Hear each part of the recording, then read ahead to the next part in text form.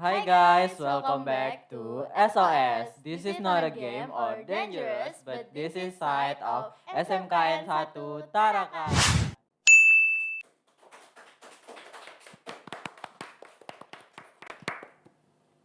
Finally, setelah sekian lama hiatus, podcast SOS balik lagi nih guys. Pastinya dengan semangat baru dan generasi yang baru. Nah, karena generasinya udah baru, pastinya orangnya baru juga nggak sih? Bener banget. Nah, sebelum kita mulai podcastnya, lebih baik kita perkenalan dulu. Nah, kalian pasti pernah dengar nih, ada pepatah mengatakan, tak kenal maka tak sayang. Maka dari itu, kenalin aku Mirza. Dan aku Putri. Pasti kalian bertanya nih, kenapa di host episode 1 dan 2 itu berbeda? Wah, kira-kira kenapa nih guys? Nah, dikarenakan udah pergantian jabatan, juga karena Kak Safira dan Kak Ora melanjutkan PKL-nya, jadi kita berdua di sini yang akan nemenin kalian pada episode podcast SOS pada hari ini nih guys. Nah, daripada lama-lama, langsung aja nih kita mulai podcast kita. Tapi supaya lebih seru lagi, lebih baik kita main tebak-tebakan dulu nggak sih? Boleh banget sih. Nah, supaya teman-teman di rumah itu jadi lebih enjoy juga nonton podcast kita. Nah, jadi gamenya itu adalah kalian itu harus nebak siapa sih bintang tamu kita hari ini. Kira-kira siapa nih guys?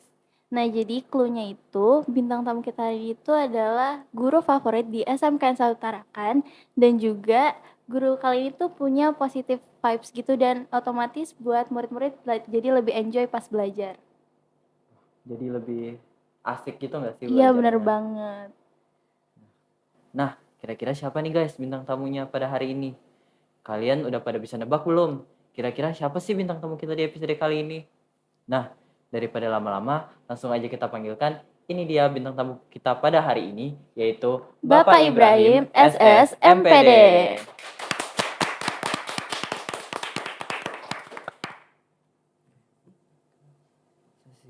Assalamualaikum Bapak, sebelumnya terima kasih sudah meluangkan waktunya untuk hadir di podcast kita hari ini.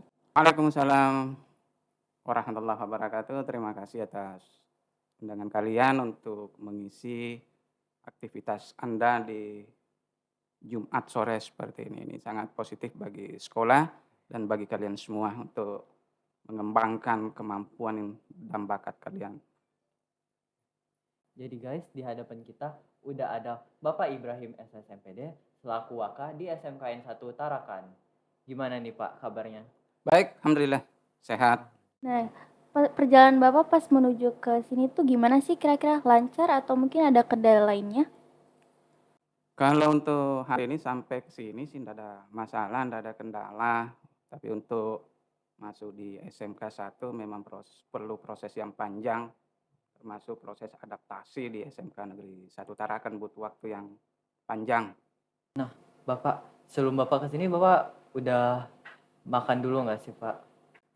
Sudah sampai sebelum ke sini memang saya sudah persiapkan diri. Nah, dari minggu lalu sudah dihubungi dari tim podcastnya SMK 1 dan saya mempersiapkan diri tadi pagi diulang lagi. Makanya saya harus makan dulu sebelum masuk ke sini. Nah, dari yang kita dengar nih, kayaknya Bapak Ibrahim tuh suka banget sama ikan asin gitu. Tadi Bapak makannya pakai ikan asin nggak sih Pak? Memang betul sekali apa yang Anda sampaikan. Makanan favorit memang biasanya kalau yang dari Sulawesi, dari Bugis sana ikan asin. Dan dari kecil sampai sekarang kalau ada kiriman dari kampung selalu saya minta untuk dikirimkan ikan asin. Ada khusus dari Sulawesi sana. Tuh, sekedar makanan favorit kangen kampung ya makan ikan asin. Ikan asin ya Pak. Mungkin selain ikan asin ada nggak sih makan favoritnya Bapak? Ya, yang mungkin Setelah sampai di sini harus mengubah kebiasaan ikan asin dan sekarang dengan banyaknya variasi makanan ikut juga dengan kekinian, kadang makan geprek, Iya, KFC, iya benar. ikut-ikut yang kekinian lah, kayak anak muda kalian lah seperti kalian ya ikut makan geprek apa dan lain sebagainya. Ada hal-hal baru di Tarakan kita cicipi sekali-sekali kan. Jepang punya, Korea punya. Iya benar. pokoknya kita harus nggak boleh ketinggalan zaman ya Pak. Iya Pokoknya benar. kita harus ngikuti. Biasanya ada makanan baru nih. ya udah dicoba gitu. Ya, Mungkin ada yang cocok mungkin. iya, pokoknya ada hal yang baru, ada lagi warung baru, katanya ada baru, Jepang punya, sushi dan lain sebagainya, kita coba kan. Walaupun mungkin isinya ikan asin juga sih, tapi ya itulah kita harus mengikuti kekinian, makanan-makanan kekinian. Ini tuh. Nah, kira-kira sebelum Bapak itu jadi guru, dulu sebelumnya Bapak itu kerja apa sih sebelum jadi guru di SMKN 1 Tarakan? Nah, sebelum di SMK 1 perjalanannya lumayan jauh ini karena waktu kuliah di Unhas, habis dari Unhas 97 saya selesai, sempat ke Kendari. Coba-coba mengadu nasib untuk menjadi dosen di Universitas Alaulo, Kendari, Dosen. tapi karena tidak lulus, pindah beralih ke Kalimantan, ke Tarakan. Sebelum masuk di SMK 1 sempat di PT Intraka di Juwata, kurang lebih 4 tahun. Di situ ada pendaftaran guru, tahun 2003 saya ikut dan alhamdulillah saya lulus dan mulai 2003 saya pindah di SMK 1. Secara ringkasnya seperti itu. Oke. Nah, setelah pindah di SMKN 1 nih Pak, kan Bapak yang kita tahu Bapak jadi guru sejarah ya. Nah, itu tuh atas pilihan Bapak sendiri nggak sih Pak? Waktu karena memang pas kuliah sesuai dengan jurusan, saya jurusan sejarah, pas penerimaan ada formasi sejarah, saya ikut dan saya dinyatakan lulus, ya mau tak mau itulah pilihan dan sampai sekarang saya tekuni, mata pelajaran sejarah itu. Nah, dari jawaban Bapak yang tadi nih, Bapak kan ngambil jadi guru sejarah ya Pak, sesuai jurusan Bapak waktu kuliah tadi. Nah, kalau boleh tahu nih, Bapak jadi guru sejarah itu udah berapa lama sih Pak, kira-kira? Untuk guru sejarah mulai dari 2003 itu sampai sekarang berarti kurang lebih 20 tahun. Wah, cukup lama ya Ya, Pak, 20 tahunan gitu. ya. Nah, dari 20 tahun itu nih, suka duka Bapak jadi guru sejarah itu apa aja sih Pak? Boleh dikasih tahu nggak sih Pak? Berkaitan dengan suka duka, tadi saya sudah sampaikan mungkin dukanya. Dukanya itu dari Anda semua ini sebagai Ah, siswa. waduh. Karena ternyata pelajaran sejarah ini kan bukan pelajaran yang jadi kesukaan siswa, itu Ya, malah dianggap sebagai beban buat siswa. Nah, itu yang jadi masalah. Kalau sukanya sih bagi saya tidak ada masalah sebagai seorang guru, mau tak mau harus suka karena itu sudah tuntutan harus mengajar. Cuma memang pelajaran sejarah ini memang harus dikemas demikian rupa, bisa jadi kalau di dalam kelas saya bawa mereka bercanda supaya tidak dibebani dengan berbagai macam tulisan. Karena selama ini mereka berpikir sejarah ini adalah tulisan, hafalan dan sebagainya, terlalu banyak tugas dan lain sebagainya. Itu yang membuat para siswa ini merasa sejarah ini kok bikin berat. Nah, disitulah saya coba kemas, coba sampaikan maunya siswa itu kayak apa.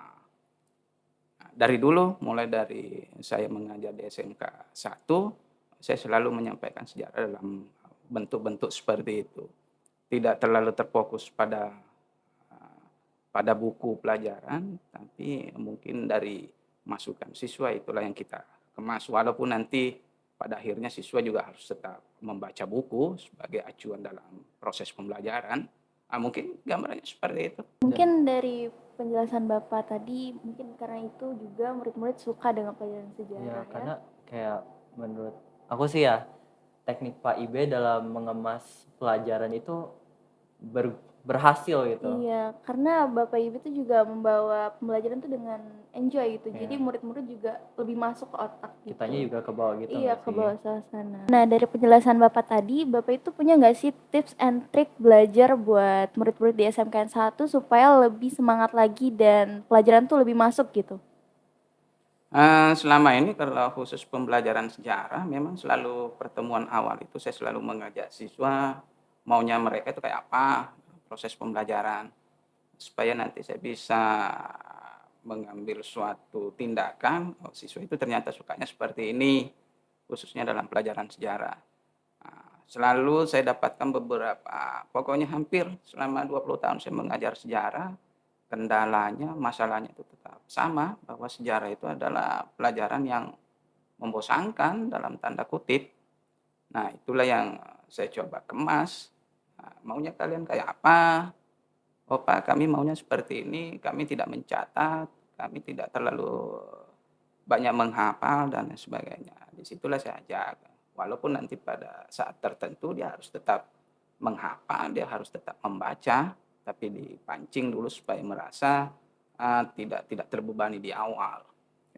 Jangan dibuat, kalau saya sih ya selama ini tidak membuat siswa harus merasa takut dengan saya. Sama kalian selalu saya sampaikan bahwa dalam proses pembelajaran itu ada dua. Yang pertama materi, yang kedua harus ada guru. Kalau dua-duanya Anda tidak suka, pembelajaran itu akan masalah. Jadi karena rata-rata materi sejarah itu siswa tidak suka, saya alihkan bagaimana siswa itu suka ke gurunya. Bagaimana guru disuka, ditanya lagi siswanya, maunya kalian seperti apa? Pak, maunya kami guru seperti ini, tidak terlalu monoton seperti ini, Pak, kalau bisa kami ada ruang untuk ketawa dan lain sebagainya. Itulah yang saya coba kemas, karena kalau tidak dikemas seperti itu, memang agak pelajaran sejarah ini akan membosankan. Dan saya rasa juga bukan cuma pelajaran sejarah, pelajaran yang lain juga kalau tidak dikemas dengan candaan, gurauan sama siswa, mungkin memang agak sulit untuk masuk di kepala siswa. Mungkin gambarannya seperti itu. Jadi dari yang tadi tuh mungkin sekiranya sukai dulu ya Pak pelajarannya, atau gurunya disukai dulu agar bisa masuk ke pelajaran tersebut gitu. Ya kalau bisa dua-duanya, tapi kalau memang tidak bisa, minimal satu di antara itu. Misalnya dia suka gurunya, tapi biasanya kalau dia suka gurunya, pelan tapi pasti nanti pelajarannya itu akan kita Akan terbawa masuk juga gitu ya. Iya, itu akan terbawa dengan sendirinya. Gambarannya seperti itulah. Kalau boleh tahu nih Pak, selama berada di SMKN 1 Tarakan nih Pak, Bapak tuh udah pernah menjabat sebagai apa aja sih Pak kalau boleh tahu? Selama di SMK 1 mulai dari 2003 beberapa kali saya pernah jadi pembina PMR, pernah jadi pembina pramuka, lama saya jadi pembina OSIS, habis itu saya jadi wakil kepala sekolah bidang kesiswaan, itu kurang lebih 5 tahun. Habis itu saya sempat menjabat di wakil kepala sekolah bidang hubungan masyarakat di Humas. Sekarang saya di kurikulum mulai dari 2020 sampai sekarang di kurikulum.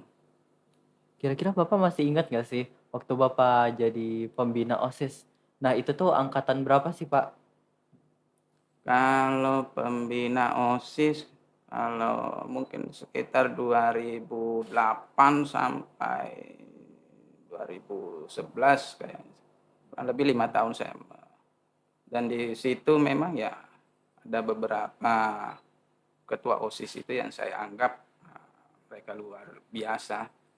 Sempat ada pengalaman waktu saya jadi pembina OSIS, penerapan tata tertib sepatu harus seragam warna hitam. Waktu itu sebelumnya itu kan siswa boleh bebas saja menggunakan sepatu. Sempat siswa semacam demo besar-besaran tidak mau masuk kelas gara-gara sepatu di luar sepatu hitam disita. iya. Cuma masalah sepatu Sepatu. aja ya Ya, Pak. dan itu kalau tidak salah ketua OSISnya waktu itu dari Tansi. Sempat dia protes, tidak ada yang mau masuk kelas. Karena sehari sebelumnya sepatunya disita di ruang BK dalam jumlah yang banyak. Besoknya tidak ada yang pakai sepatu dan tidak masuk kelas. Tapi ya, menghadapi siswa seperti ini kan memang butuh pendekatan Kesabarannya. pendekatan dan kesabaran yang kalau kita pendekatannya sedikit mungkin tidak bagi mereka tidak menarik, ya mungkin siswa itu tidak akan. Jadi selama saya jadi kesiswaan dan pembina OSIS itu pendekatannya seperti itu. Nah, selama Bapak itu jadi pembina OSIS, apa aja sih macam-macam kesulitan Bapak pas jadi pembina OSIS? Kalau kesulitan mungkin, dari siswa pada saat itu mungkin kan komunikasi kita masih terbatas. Beda kalau seperti sekarang ini, kita punya grup WA, kalau dulu kan, seperti itu belum belum maksimal, Belum ada ada tapi ya? tidak Iya. semua siswa mungkin memiliki HP, telepon, dan lain sebagainya. Tapi kegiatan kita kan tidak selama ini sekarang proses pembelajaran sampai jam 4. Kalau dulu kan paling sampai jam 2. Sebelum mereka pulang ya kita kumpul di ruang OSIS, kegiatan-kegiatan yang akan kita lakukan, kita bicarakan seperti itu. Nah, tapi kendala utamanya itu tadi, mungkin komunikasi kita. Selain itu berkaitan juga dengan proses pembelajaran, karena kadang anak-anak OSIS ini kan pada waktu tertentu bisa jadi keluar dari kelas untuk mengikuti kegiatan OSIS. Nah, itu yang mohon maaf, mungkin tidak semua guru bisa menerima hal-hal Iya seperti iya itu. iya, betul betul. Jadi itu juga kendala bagi kami sebagai pembina OSIS maupun di kesiswaan seperti itu. Kita harus berhadapan dengan guru yang lain, mungkin tidak tidak terlalu apa, positif kepada kegiatan-kegiatan anak OSIS. Mungkin seperti itu. Oke, Bapak tadi kan jadi wakil kepala sekolah di bidang kesiswaan 5 tahun ya, Pak? Ya, kurang lebih 5 tahun. Nah, itu gimana sih, Pak, cara Bapak menyesuaikan dengan siswa-siswanya yang terus berganti gitu, Pak? Memang apa ya, artinya kerjasama kita pada saat itu, guru-guru itu saya rasa memang kekompakannya luar biasa. Artinya memang butuh kerjasama yang luar biasa, didukung dengan kepala sekolah, didukung dengan fasilitas yang ada. Artinya secara tidak langsung mungkin kondisi keuangan kalau sekarang dibandingkan pada saat kami, itu memang banyak ke kegiatan-kegiatan kesiswaan. Jadi jadi kegiatan kesiswaan terutama OSIS itu kami anggap berjalan maksimal pada saat itu. Dibilang kayak dengan kerjasama semuanya pasti lancar ya, Pak? Benar benar. Antara siswa, guru, dan lain sebagainya. Ya, itu menjadi faktor utama kalau menurut saya. Kalau anak OSIS kita ini mau jalan, ya harus ada kerjasama secara keseluruhan. Karena saya selalu berprinsip pada saat itu dan sampai sekarang, dan saya tidak pernah menghalangi siswa kalau sudah berkaitan dengan OSIS karena saya paham, "Pak, saya izin ada kegiatan OSIS, silakan, ada kegiatan pramuka, silakan." Saya tidak pernah menghalangi karena saya tahu apa mereka lakukan di luar. Nah, waktu itu saya selalu punya pegangan bahwa anak OSIS itu yang kita pakai adalah tenaga, pemikiran mereka, jangan sampai keluar dana, uang, dan lain sebagainya. Nah, pada saat itu memang kita alokasikan untuk biaya mereka rapat, minum minimalnya, atau konsumsi kalau dalam waktu yang lama, seperti itu. Supaya selalu punya pegangan siswa ini selain punya kemampuan akademik, dia harus punya kemampuan organisasi. Karena dia akan hidup di masyarakat, tidak selamanya hidup di lingkungan pendidikan, tidak selamanya hidup di SMK 1. Bersama kalian kan paling 3 tahun kalian Iya. pergi dan harus berada di tengah masyarakat dan harus dibekali salah satunya dengan kegiatan positif seperti ini, organisasi-organisasi seperti ini. Dan juga OSIS ini bukan hanya harus mengeluarkan tenaga, tapi juga bisa melatih semacam public speaking ya? Benar. Jadi sebenarnya yang penting itu komunikasi nggak sih, Pak? Komunikasi. Di setiap mungkin kerjasama pasti butuh komunikasi yang benar-benar baik agar tidak terjadi miskomunikasi juga. Benar-benar. Ya, itu yang artinya memang anak-anak OSIS ini terutama memang artinya kalau dalam kondisi ruangan seperti ini bisa saja mungkin faktor grogi dan harus pembiasaan saja, tapi siswa juga harus dilatih mungkin di lapangan dan lain sebagainya, bagaimana menghadapi teman-temannya. Waktu itu bagaimana kita melibatkan siswa secara keseluruhan. Nah, selama ini penglihatan saya pada saat kegiatan upacara kan banyak dikendalikan oleh teman-teman dari guru bagian kesiswaan, Iya. penanganan dan lain sebagainya. Nah, kalau dulu saya sama pembina OSIS itu bagaimana memaksimalkan siswa, bagaimana mengatur temannya pada saat upacara. Nah, kami paling ya melihat dari belakang saja. Jadi pelibatan seperti itu supaya nilai nilai tambah dari kegiatan organisasi kalian ini kan ada. Setelah apakah itu nanti melanjutkan kuliah atau berada di tengah masyarakat. Karena semacam ini kan tidak mudah untuk berbicara di depan orang, menyampaikan pendapat di depan orang, itu butuh latihan. Dan salah satu bentuk latihannya kalau di sekolah adalah organisasi, dan salah satunya adalah OSIS. Saya anggap ya kegiatan podcast seperti ini kan sesuatu hal yang luar biasa. Iya betul. Karena juga podcast ini kan bisa melatih semacam kita berbicara dengan orang, dan untuk public speaking juga paling penting sih, karena public speaking itu kita bakal kita bawa terus sampai kita dewasa nanti. Iya, memang harusnya seperti itu karena pembiasaan seperti ini kan harus terus dilakukan. Artinya Anda jangan pernah juga berpikir saya misalnya atau guru yang lain punya kemampuan public speaking yang seperti itu prosesnya panjang. Untuk menjadi guru di depan kelas itu bukan sesuatu hal yang mudah. Bagaimana menyampaikan sehingga apa yang kita sampaikan ini menjadi daya tarik, apalagi di depan orang banyak, menghadapi yang banyak, bagaimana menyampaikan hal-hal yang sehingga orang lain itu tertarik. Kan public speaking itu kan bukan cuma bagi kita, Iya, tapi bagi benar. yang mendengarkan sehingga ada daya tariknya. Mungkin seperti itu. Jadi sebenarnya semua itu butuh pembiasaan ya Pak, dan juga usaha dari kita sendiri. Ya, artinya anggaplah mungkin hal-hal seperti ini memang harus dibiasakan. Artinya ini saya anggap Anda semua ini kan sesuatu hal yang luar biasa. Memulai hal-hal seperti ini kan sesuatu hal yang luar biasa. Tidak semua orang mungkin apakah nanti kita dilihat orang, apakah nanti di YouTube misalnya dilihat orang, mungkin dianggapnya hal yang biasa, dianggapnya mungkin tidak sulit.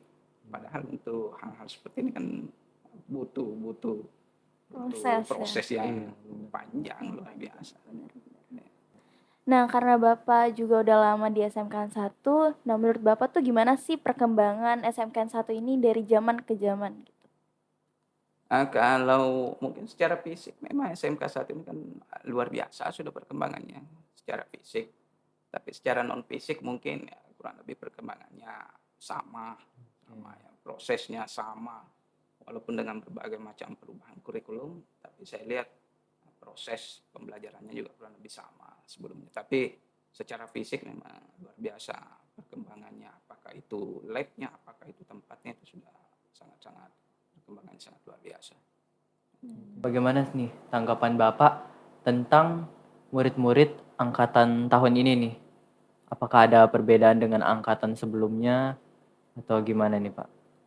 Artinya apa ya? Artinya kalau kita lihat dari tahun ke tahun memang perubahan perilaku dari siswa ini kan berbeda-beda. Walaupun ada banyak hal mungkin ada kesamaan, tapi memang saya rasa mulai 2003 saya masuk ada beberapa banyak perubahan perilaku dari siswa mungkin. Bisa jadi salah satu faktor penyebabnya mungkin perkembangan teknologi yang luar biasa, sehingga perubahan sikap siswa juga yang luar biasa. Nah, dalam proses pembelajaran ini kan salah satu hal yang ditonjolkan sekarang adalah sikap perilaku dari siswa. Nah, ini yang kecenderungannya kayaknya agak makin lama makin yang harus dibenahi. Nah, usaha untuk pembenahan ini sebenarnya sudah kita coba lakukan. Nah, dan merubah perilaku ini kan tidak semudah yang kita bayangkan, tidak semudah membalikan tangan. Itu butuh proses dan butuh kerjasama, bukan cuma sekedar di SMK 1, tapi bisa jadi dari level bawah. Apakah itu mulai dari TK, SD, SMP, semua itu harus kerjasama supaya sampai di sini perilaku itu ada perubahan. Karena di awal-awal saya masuk siswa SMK 1 itu kan dulu kita punya slogan 5S, senyum, sapa. salim sama guru. Oke. Sekarang saya lihat itu sudah mulai kendor lagi, Mulai benar. hilang ya, Pak. Mulai mulai hilang hilang. lagi. Kalau dulu seperti itu. Kegiatan-kegiatan habis lebaran dulu itu pasti ada halal bihalal bersama siswa.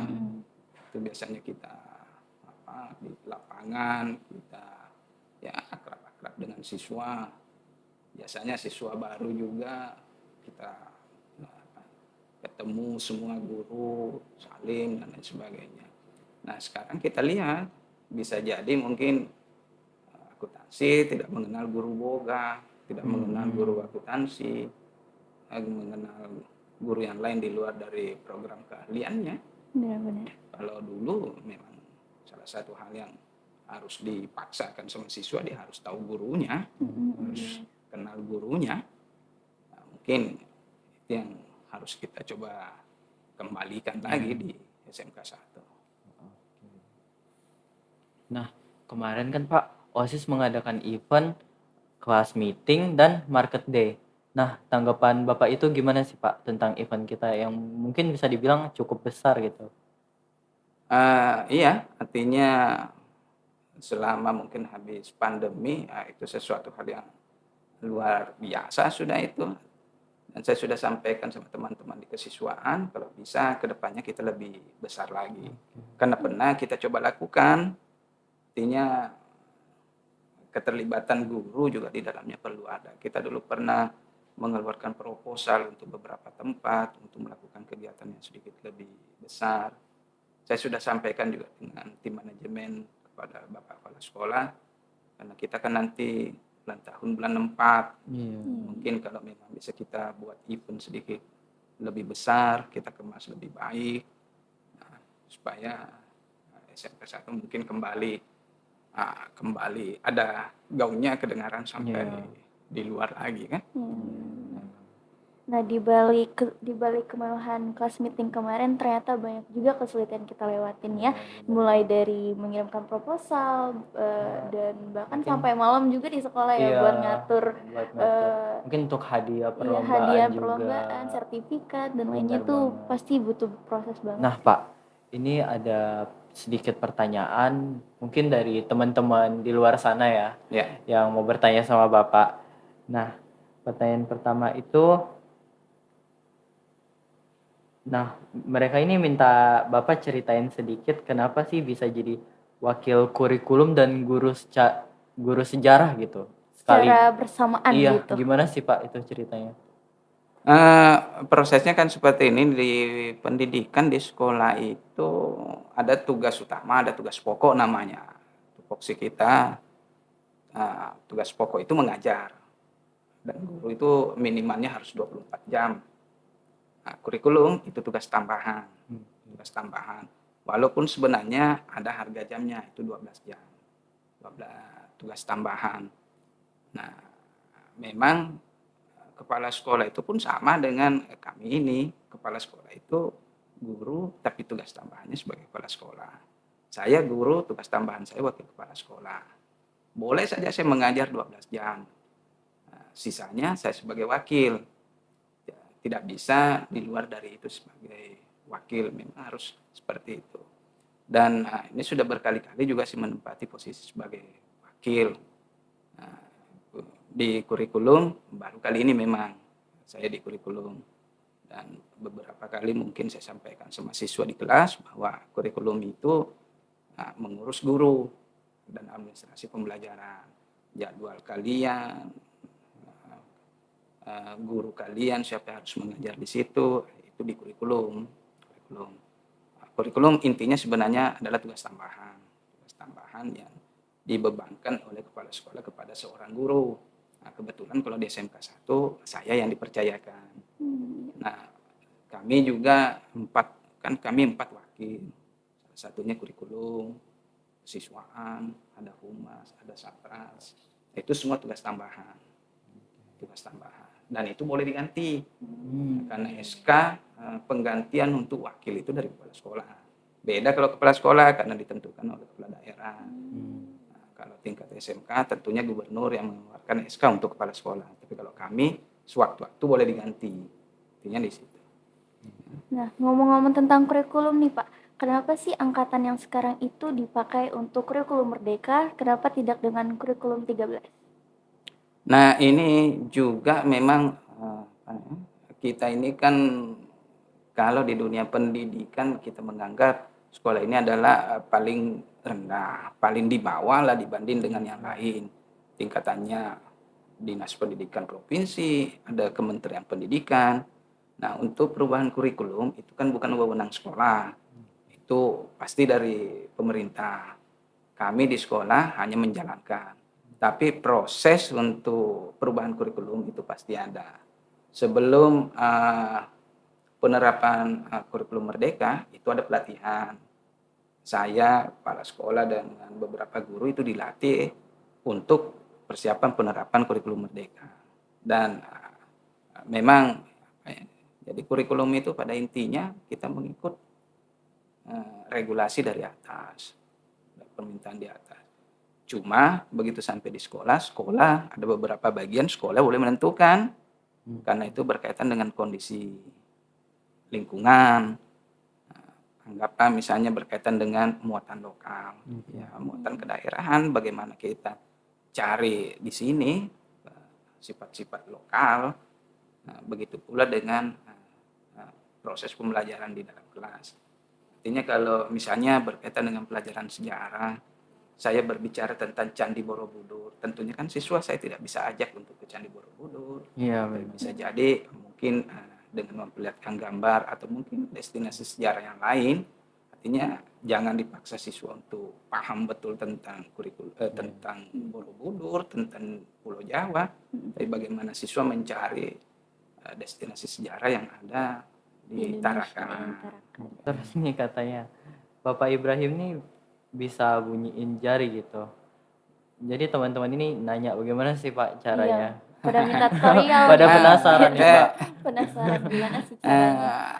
Bukan cuma siswa itu, mungkin karena guru yang lain juga katanya itu ciri khas. Kalau ada bunyi begitu, itu pasti sudah Pak Ibrahim ya. Pak Ibrahim pasti lewat katanya. Dan itu kebiasaan aja sih sebenarnya, kebiasaan. Nah, ada beberapa hal mungkin kebiasaan seperti itu. Misalnya kita di kampung dulu kan memang kondisinya gelap. Untuk menghibur diri kan tidak selamanya bisa menyanyi, Iya Benar. tidak bisa mendengar apa namanya Musik. ya musik di telinga itu. Salah satu hal untuk menghilangkan kesunyian di tengah gelap ya harus ada bunyi-bunyian, harus ada apa siul-siulan mungkin. Dan itu namanya apa ya, kalau di kampung seperti itu. Sampai di sini sudah jadi kebiasaan. Dan guru-guru lain itu ciri khas. Oh, Pak Ibrahim lewat nih, Pak Ibe lewat nih, ada sudah ciri khasnya. Seperti itu. Keren juga ternyata dari kebiasaan malah jadi ciri khas dari Iya Pak benar Ibe ya. Pak. Jadi mungkin buat kalian yang kalau ada dengar bunyi jari Jari-jari itu itu mungkin udah berarti pasti udah Pak Pak Ibe Ibe ya. ya guys. Nah, udah panjang nih obrolan kita. Kami mau nanya dong, Pak. Hobi Bapak tuh kira-kira apa sih? Atau hobi Bapak cuma bunyiin jari aja? Atau mungkin ada yang lain? Apa ya, saya sendiri kadang berbicara tentang hobi, dulu kan waktu belum punya keluarga, waktu awal masuk di sini aktif di bulu tangkis di SMP 7. Kadang kalau ada kegiatan voli ikut, ada bola ikut, ada itu biasanya. Cuma lama dulu kaminya di bulu tangkis mainnya. Tapi setelah ada keluarga, punya anak dan lain sebagainya, sudah tidak terlalu aktif untuk kegiatan bulu tangkis, untuk hobi seperti itu. Kalau yang lain sih ya musik enggak. Nah, Bapak kan dulu ya lebih banyak main bulu tangkisnya ya Pak. Ya. Nah, itu Bapak sampai ngejar ke jenjang prestasi nggak sih Pak? Enggak ada untuk prestasi, hanya untuk Oh, sekedar untuk cari-cari sekedar keringat lah. oke. Sekedar olahraga sama teman-teman yang lain. Karena sebagian besar guru di sini dulu kegiatannya bulu tangkis. Kita beberapa tempat dulu sempat kita sewa, hampir setiap hari itu kita ada kegiatan. Nah, setelah masing-masing punya keluarga, sudah mulai satu-satu. Sekarang cari masing-masing teman-teman ini. Seperti itu. Nah, ini juga ada pertanyaan dari siswa SMKN 1. Nah, ini mungkin pertanyaan internal ya. Semacam kayak gimana sih caranya Bapak itu ketemu dengan Bu Nurbaini dan sampai satu tempat kerja gitu di SMK? Ini juga masalah ya. Kami ketemu Ibu Nurbaini masuk 2008 di SMK 1. Awalnya teman-teman aja sih, maksudnya Pak Ibrahim, Pak Ibe ada guru baru, guru BK, tanya baru masuk, karena itu tahun ajaran baru waktu itu. Waktu itu Pak Imam, guru matematika ya, Ibe itu yang lewat di lapangan upacara, yang mana? Yang itu sana. Oh ya, suatu saat ada rapat, ya kami sudah mulai bincang-bincang, mungkin ada kecocokan, mungkin dilihatnya saya gagal, mungkin ketertarikan untuk itu. Mulai dari situ ya kita sering, tapi tidak terlalu lama, artinya kami jalan sama-sama, lebih tidak sampai setahun mungkin, karena 2008 kami, 2009 kami nikah, ya kurang lebih 8 atau 7 bulan lah kami ketemu, cocok ya kami nikah. Ternyata berawal dari teman itu bisa jadi jodoh ya. Iya. Jadi kita tuh nggak ada yang tahu jodoh tuh bisa jadi teman atau bahkan musuh kita sendiri pun kita nggak Iya. tahu ya. Dan bisa datang kapan aja. Kapan aja. Oke. Harapan Bapak untuk siswa SMKN 1 Tarakan ke depannya nih, apa Pak? Kalau boleh tahu. Untuk kalian semua ini ya banyak harapan sih sebenarnya, terutama misalnya berkaitan dengan tuntutan kurikulum, harapan kita sih ada siswa itu punya perubahan sikap, karena SMK ini kan tuntutannya dunia kerja, walaupun sebenarnya kuliah boleh, tapi pada intinya dunia kerja, seperti di dunia kerja manapun itu, saya pernah merasakan kerja di perusahaan, etika itu penting, artinya perilaku itu penting. Sehebat apapun kita, kalau etika bermasalah, sulit juga kita beradaptasi dengan teman. Kalau kita sudah menganggap diri kita hebat dibanding yang lain, itu berat, karena kita tidak bisa berjalan sendiri dalam suatu instansi, satu perusahaan. Saya 4 tahun di Intraka, memang harus banyak bertanya, harus banyak belajar. Etika penting, sikap penting, itu harapan kita buat siswa. Kalau masalah pengetahuan, saya rasa semua kalian ini bisa, misalkan ada keinginan untuk banyak tahu, banyak belajar dan lain sebagainya. Tapi yang penting itu adalah perubahan sikap. Banyak orang hebat, tapi kalau sikapnya tidak baik, sulit juga untuk beradaptasi dengan yang lain. Di SMK 1 juga begitu. Saya lama di SMK 1, saya banyak paham tentang siswa, saya banyak paham tentang guru. Semua itu harus. Artinya kalau kita tidak pintar-pintar di hadapan kalian seperti itu. Mungkin selama ini artinya guru yang lain mungkin ditakuti, tapi bagi saya ditakuti siswa itu bukan hal yang menarik buat saya. Artinya kalau bisa saya mengajak dia sebagai teman apa, makanya siswa kadang manggil apa dan lain sebagainya, saya anggap hal-hal yang biasa saja itu. Tuntutan kurikulum misalnya berkaitan dengan sekolah menyenangkan. Menyenangkan itu kan mungkin bagi kami sebagai guru itu menyenangkan, tapi bagi siswa belum tentu. Iya, benar. Nah, siapa yang harus disenangkan? Saya sempat ditanya oleh guru, Pak Ibrahim, siapa yang harus senang? Harapan kita sebenarnya dua-duanya senang, guru senang, siswa juga senang. Nah, tapi kalau menurut saya utamanya adalah siswa. Bagaimana siswa di dalam kelas bisa senang, bagaimana siswa senang di sekolah kalau kita sendiri tidak menyenangkan, dan banyak aspek untuk menyenangkan. Apakah itu tempat, apakah itu kegiatan seperti ini. Dan banyak siswa mungkin tidak tertarik dengan OSIS, tapi bagi Anda, bagi mereka yang suka organisasi kan harus difasilitasi. Jangan kita tekan-tekan dengan berbagai macam alasan, apakah itu alasan nilai, apakah alasan, saya rasa tidak seperti itu. supaya siswa juga merasa bahwa sekolah ini adalah rumah kedua bagi mereka. Saya selalu menyampaikan ke siswa, jangan sampai sekolah juga neraka bagi kalian. Iya benar. Kalau sudah jadi neraka, dengan neraka aja kaget, apalagi merasa di dalam neraka. Oke. Oke. Ternyata cara Bapak ini mengkomunikasikan dengan murid tuh luar biasa banget Iya ya luar ternyata. biasa Jadi banget. karena kayak Bapak itu menyesuaikan gimana caranya untuk nyaman dengan murid dan murid juga nyaman dengan Bapak gitu. Dan mungkin Pak Ibe ingin gimana ya? Mungkin kayak lebih pengen terkoneksi dengan murid-murid lain gitu. Ya benar-benar. Nah, untuk kita juga mungkin karena Pak Ibe asik, itu tuh mungkin juga kita jadi kadang jadi kurang sopan gitu. Nah, itu yang perlu ditekankan guys. Ditekankan. Jadi Benar. harus tetap Tetap sopan gitu. sopan. Karena pada dasarnya Pak Ibe juga guru, Guru, orang tua orang tua kita untuk di kita. sekolah gitu. Karena walaupun PIB itu enjoy, Iya. tapi kita juga harus menerapkan yang namanya attitude, Iya benar. sopan Kita kepada harus orang tua. menghormati. Benar-benar. Nah, kebetulan karena Bapak ini pernah jadi pembina OSIS, apa sih kesan ataupun pesan buat pembina OSIS dan juga anggota OSIS tahun sekarang untuk angkatan yang selanjutnya juga? Iya. Oke, pesan saya untuk kalian semua yang suka berorganisasi, ya tetap jalan. Apapun kendalanya, memang organisasi itu pasti ada kendala. Baik itu dari orang tua mungkin, atau mungkin dari hal-hal yang lain, apakah itu guru, apakah itu faktor-faktor lain. Tapi selama Anda punya semangat, saya rasa itu pasti akan jalan. Punya keinginan yang kuat, tetap berorganisasi, pasti jalan. Oke.